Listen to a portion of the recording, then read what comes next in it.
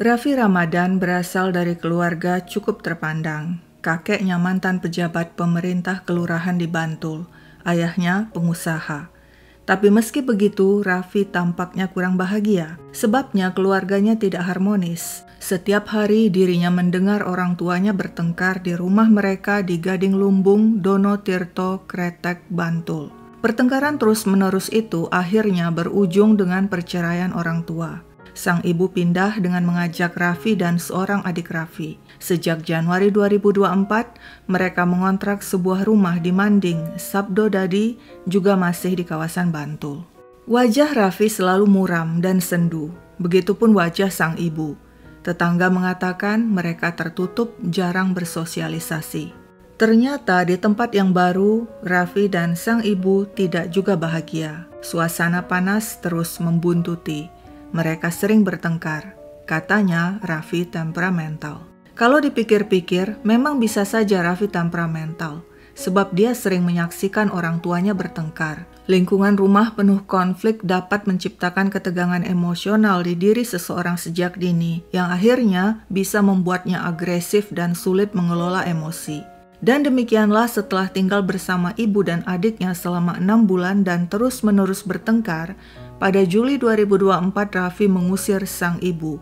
Sang ibu sempat berpamitan pada seorang warga dan kemudian pindah ke tempat lain bersama adik Raffi. Kini tinggallah Raffi seorang diri di rumah kontrakan itu yang sewanya baru selesai November 2024. Raffi yang kesepian kemudian mengajak pacarnya Enggal untuk tinggal bersama. Warga mengira Enggal adik perempuan Raffi, sehingga mereka tidak mempermasalahkan keduanya tinggal satu atap. Raffi dan Enggal sudah lama berpacaran, sejak 2019, berarti sudah 5 tahun. Soal pendidikan dan wawasan, sepertinya keduanya setara. Dalam akun LinkedIn miliknya, Raffi menyebut dirinya kuliah S1 Manajemen di Universitas Terbuka, aktif di Kampung Gamers sebagai farming house collector, berpengalaman di bidang customer service dan desk collection. Dia juga sedang mencari pekerjaan freelance yang dapat dilakukan di rumah. Sementara itu, sang pacar Gisela Goris Enggal Dika Puspita alias Enggal dalam akun LinkedIn miliknya menyebutkan, "Saya seorang lulusan Public Relations dengan konsentrasi corporate yang memiliki kemampuan dalam customer relations baik dari kuliah kerja lapangan ataupun perkuliahan. Saya juga seorang pekerja keras, mudah beradaptasi dan berorientasi pada hasil yang maksimal." Enggal dikenal mandiri. Dia alumni Akademi Sekretari dan Manajemen Marsudirini, Santa Maria, Yogyakarta. Raffi dan Enggal belum menemukan pekerjaan yang tepat. Mereka masih terus mencari, dan kabar terakhir mereka sedang mempersiapkan diri untuk bekerja di Jepang. Sekilas kehidupan Raffi bersama Enggal di rumah kontrakan di Sabdo Dadi, Bantul tampak normal. Tapi sesungguhnya hidup Raffi tidak pernah jauh dari yang namanya pertengkaran.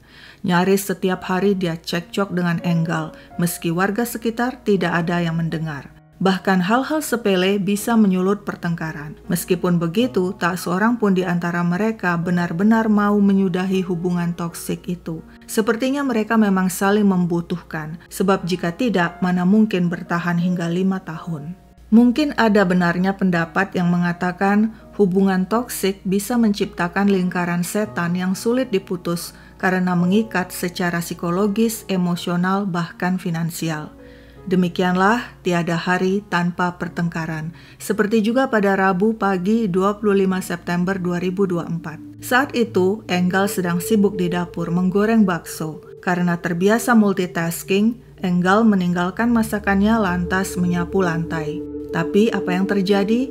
Ketika dia kembali mengecek, ternyata baksonya sudah gosong. Enggal segera mematikan kompor. Dia marah pada Raffi yang saat itu sedang mencuci piring di dapur. Mengapa membiarkan bakso gosong? Raffi yang tidak terima disalahkan protes. Pertengkaran pun pecah.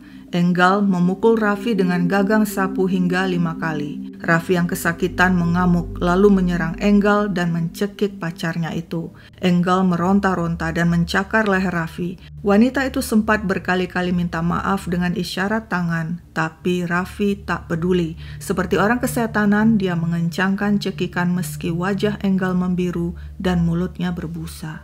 Tak lama kemudian, Enggal terkulai lemas, tak bergerak lagi. Raffi sempat terdiam, kebingungan. Lalu dia cek denyut nadi Enggal.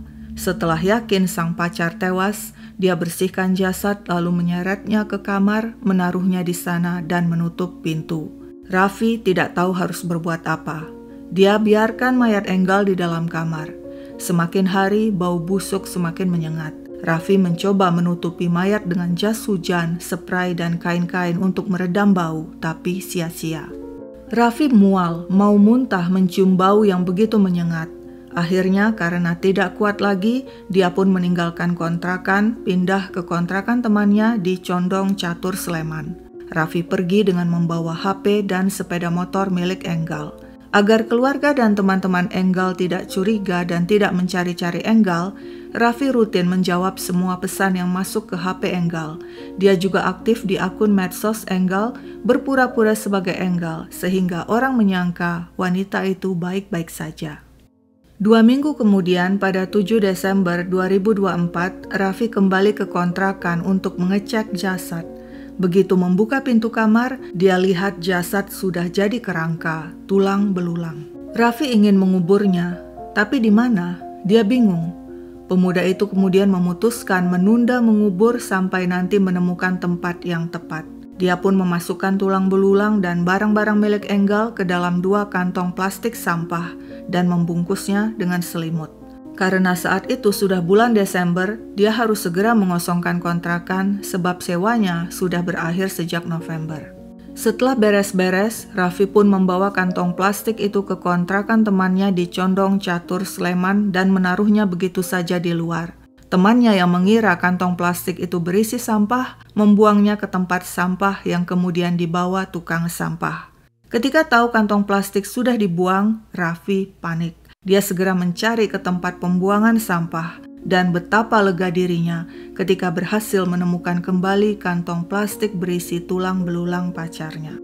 Selanjutnya pada 20 Desember, Raffi memutuskan membawa tulang belulang ke sebuah losmen di Kaliurang, Sleman. Di kamar losmen, dia cuci tulang belulang dengan deterjen hingga bersih sekaligus memisahkan sisa-sisa daging yang sudah membusuk.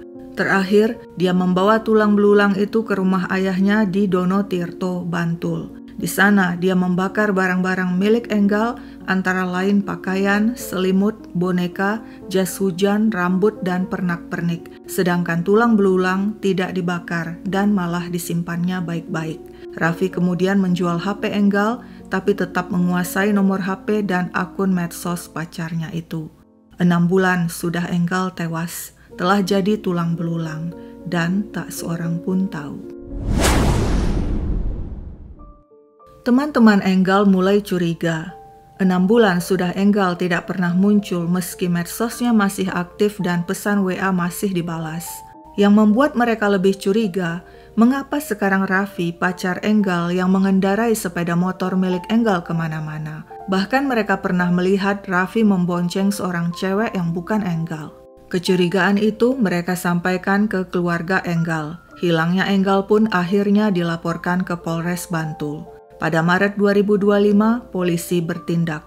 Orang pertama yang mereka tanyai dan datangi tentu saja Raffi, pacar Enggal. Dan tidak sulit, tanpa berbelit-belit Raffi mengaku dia telah mencekik Enggal hingga tewas 6 bulan lalu pada September 2024. Dan sekarang Enggal sudah jadi tulang belulang. Polisi pun meringkus Raffi dan menemukan tulang belulang di rumah ayah Raffi di Donotirto, Bantul. Hasil tes DNA kemudian menunjukkan benar tulang belulang itu milik Enggal.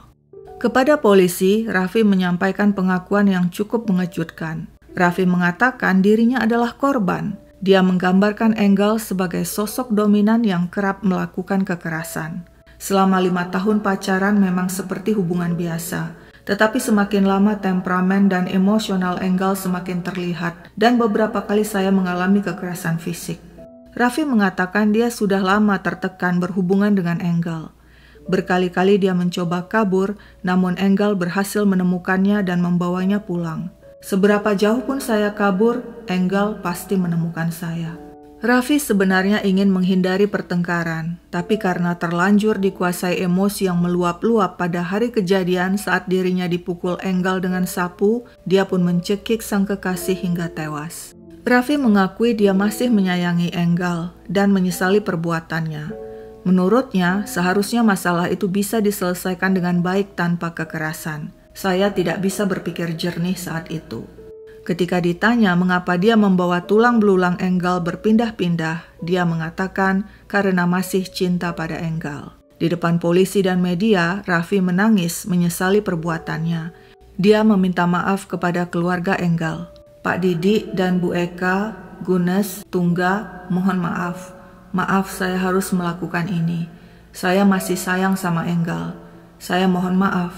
Saya mohon maaf. Pak Didi dan Bu Eka, Gunes, Tungga, saya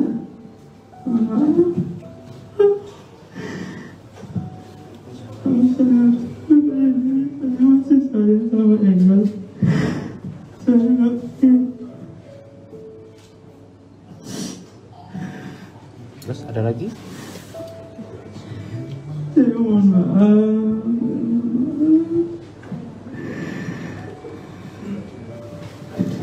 Raffi dijerat dengan pasal 338 KUHP tentang pembunuhan dengan hukuman maksimal 15 tahun penjara dan sedang menunggu proses persidangan. Entah benar atau tidak pengakuan Raffi yang mengatakan selama ini dirinya adalah korban kekerasan yang dilakukan Enggal, hanya dialah yang tahu. Yang pasti, dia mengatakan hubungannya dengan Enggal toksik.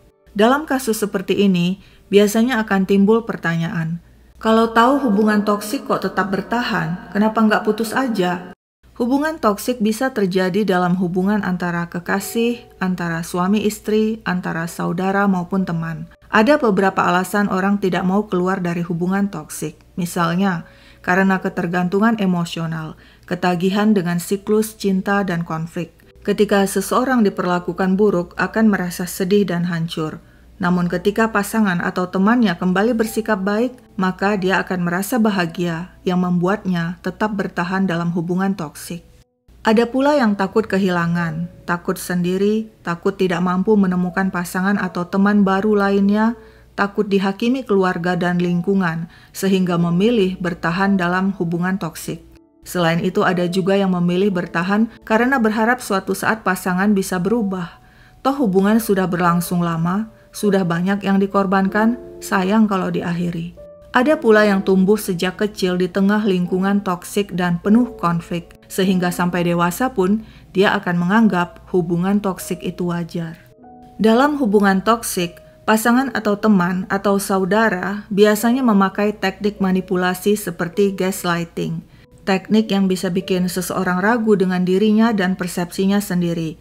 Contoh gaslighting, ketika si A mengungkapkan perasaan ke si B akan menyepelekan dan mengatakan, "Ah, kamu cuma drama queen." Contoh lain, ketika si A mempertanyakan kelakuan B yang jelas-jelas mencurigakan, buru-buru si B akan membantah, "Itu nggak pernah terjadi kok, kamu ngarang, curigaan melulu." Ketika si A merasa tersinggung dan sakit hati dengan perkataan si B, dengan santai si B akan bilang, "Gitu aja tersinggung, aku kan cuma bercanda." Sehubungan dengan sang korban Enggal, dalam postingan di medsosnya beberapa waktu sebelum terbunuh, dia membagikan foto dirinya dengan gaun putih menatap keindahan kawasan laut dan Bukit Pengilon, Wonosari. Kolom komentar berisi ucapan duka cita dari teman-temannya. "Enggal, terima kasih kamu udah pernah masuk ke kehidupan aku jadi sebagian memoriku.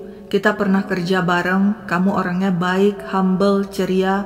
Kamu selalu ngucapin ulang tahunku dan Natalku dari 2018 sampai 2023. Tapi 2024 kamu udah stop. Jadi aku pikir mungkin kamu gak lihat storyku. Tapi gak disangka-sangka kamu pergi duluan. Gak apa-apa cantik, sekarang kamu udah sama Tuhan. Kamu aduin semuanya ke Tuhan. Terima kasih ya, istirahat dengan tenang di sana."